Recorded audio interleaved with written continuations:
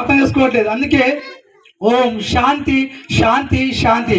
ఓ భగవంతుడా, ప్రతి ఒక్కరికి సమాధానము, నెమ్మది దయచేయి. నెమ్మది నెమ్మది నెమ్మది ఎక్కడ ఉంటుందండి? శాంతి ఎక్కడ ఉంటుంది?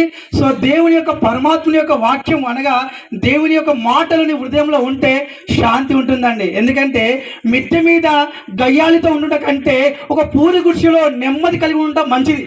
ఎందుకంటే ఈ లోకంలో ఏంటంటే ధనం ఉన్నా, అంతస్తున్నా, హోదా ఉన్నా కూడా ఏంటంటే శాంతి లేక హిమాలయాలకు వెళ్ళిపోతా ఉన్నాం. మనం ఎక్కడికైనా వెళ్ళిపోతున్నాం, కానీ నీ మనసు మారకుండా ఎన్ని కథలు పట్టు కూడా ఏంటంటే శాంతి ఎట్లుంటుందండి? ఉండదు. కాబట్టి మనం సమాధులు చూస్తాం కదా, తెల్లగా డెకరేట్ చేస్తూ ఉంటాం సమాధులు, కానీ ఆ సమాధి లోపల ఏముంటుందండి? అంత చెదలు పడినటువంటి బొక్కలతో నిన్నటువంటి ఉంటాయి. కాబట్టి మనిషి లోపల ఏంటంటే వస్త్రములు నీట్గా ధరించినప్పటికీ మనసు అనేది చాలా ఎలా ఉండాలంటే ఇతరుల పట్ల అసూయ లేకుండా, ఇతరుల పట్ల ఏంటంటే కోపం లేకుండా, ఇతరుల్ని ప్రేమించడానికే సృష్టికర్త దేవుడు వచ్చాడు.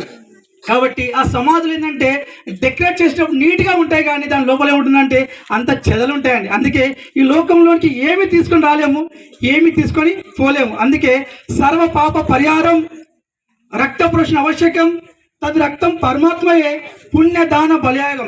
ఆ పరమాత్ముడే ఈ లోకంలోకి వచ్చి ఉన్నాడు. ఎందుకంటే ఈ మనిషికి పరమాత్ముని భాష అర్థం కాదు కాబట్టి, ఒక చీమకు రా అంటే అర్థమవుతుందా, ఎక్స్క్యూజ్ మీ అంటే అర్థమవుతుందా? కాదు. కాబట్టి ఆ పరమాత్ముడు ఒక చీమలాగా మారి ఆ చీమతో ఫ్రెండ్షిప్ చేశాడు, స్నేహం చేశాడు. ఎందుకంటే ఆయనని ప్రేమిస్తున్నాడు కాబట్టి ఆ పరమాత్ముడే ఈ లోకంలో ఏంటంటే ఒక కన్య అయిన బీద మరియ గర్భంన దేవుడు పశువుల పాకలో జన్మించి తర్వాత సృష్టి యావత్తుకు అనగా సర్వమానవాళి మోక్షం కోసం, లోక కళ్యాణం కోసం ఏంటంటే ఆ పరమాత్ముడు ఏంటంటే బలి పశువుగా సో సిలువలో పంచగాయాలు చేయబడ్డాయి. పంచగాయాలు అనగా ఏంటంటే ఈ లోకంలో ఏంటంటే మనం మెదడుతో చేసినటువంటి ఆలోచనలు ఏంటంటే మనిషి బాగుంటాడు, కానీ ఆలోచన పరమాత్మునికి అర్థమవుతుంది. నువ్వేం ఆలోచిస్తున్నావో ముందు వ్యక్తికి అర్థమైతే సమాజం ఉంటుందా? ప్రియ సమాజమా, ఆలోచించండి. కాబట్టి మన మైండ్తో, మన ఒక మెదడుతో చేసినటువంటి పాపాలకైనా ఏంటంటే ముళ్ళ కిరీటం పెట్టబడింది.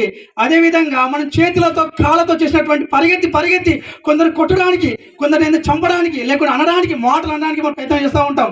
సో ఒక వ్యక్తిని మనం ఏంటంటే చాకుతో పొడిస్తే చంపాడు కాదు, కానీ చంపాలని ఆలోచన రావడమే పెద్ద పాపం అని యేసయ్య చెప్పాడు.